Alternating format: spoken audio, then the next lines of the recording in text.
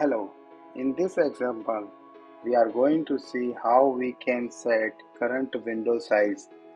So we have page object method that is set underscore window underscore size, which accepts two arguments, width and height in pixel, and window handle if you want to set window size of a specific current window handle out of multiple window handles scenario. But in this example we have only one window, so we are not going to pass window handle parameter, and we can use just width and height property, width and height argument of set window size method. So let's run the test.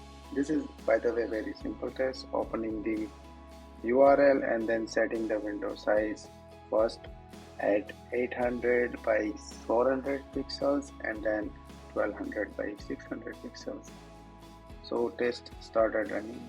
Opening browser and setting the window size first and then this. Thank you.